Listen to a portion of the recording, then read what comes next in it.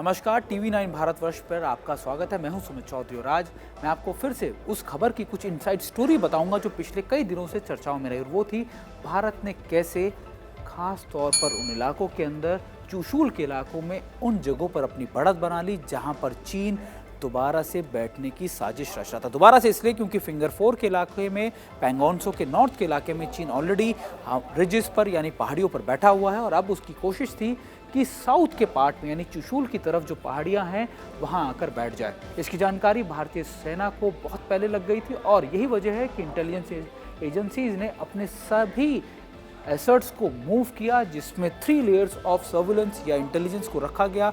पहला लेयर था satellite image, जिससे 3D इमेजेस मिली। उसके बाद था दूसरा यूएवीज की मदद से, हेरोइन यूएवी जो इजराइल का है, इसके अलावा कई और यूएवी का इस्तेमाल किया गया। उसके बाद थे थर्मल इमेजिंग रेडार्स, जिन्होंने ग्राउंड के ऊपर सारी मूवमेंट को कैप्चर किया, और सारी चीज़ों को देखने के बाद, सारे इनपुट्स को गैदर करने के बाद ये डिसाइड किया गया कि भारत की स्पेशलाइज्ड फोर्सेस को और माउंटेन फोर्सेस को तुरंत डिप्लॉय किया जाए।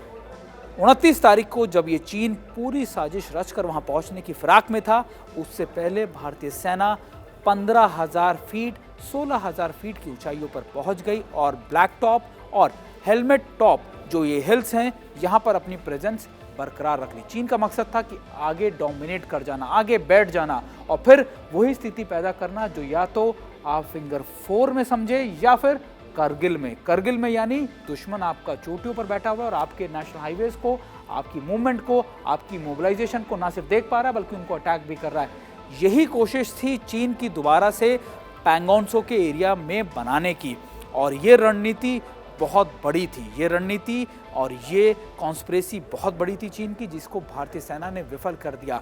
29 और 30 तारीख को मैंने आपको बताया कि क्या मूवमेंट रही, किस तरीके से हमारी 3 लेयर सिक्योरिटी ने, सर्विलेंस ने चीन की इन सभी साजिशों को विफल कर दिया।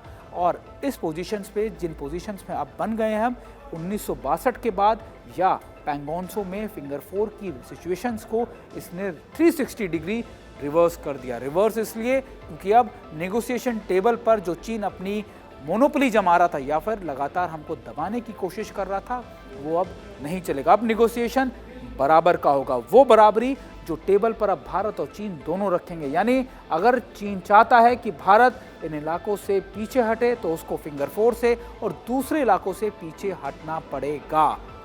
यही वजह है कि पिछले 24 घंटे में चीन की तरफ से 5 से ज़्यादा बार बयान आ चुके हैं कि भारत उन इलाकों से हटे, यानी चीन घुटनों पर है और लगातार हमसे कह रहा है कि हम इन दोनों हाइट्स को छोड़ दे। 15,000 16,000 फीट की ऊंचाई आप बहुत मायने रखती है। इन इलाकों में, इन टॉप प्रेजेंस पर हम ना सिर्फ चीन की मूवमेंट देख पा रहे हैं, बल्कि अब हम उसके इंफ्रास्ट्रक्चर को लुक आफ्टर भी कर सकते हैं, हम उसको देख सकते हैं, और अगर ज़रूरत पड़ी तो फिर उसको बर्बाद भी कर सकते हैं। टीवी 9 भारतवर्ष के डिजिटल प्लेटफॉर्म से जुड़ने के लिए बहुत बहुत शुक्रिया। हमें सब्सक्राइब करते रहिए और हमसे ये सारी जानकारियाँ इसी मंच पर आप देखते रहिए।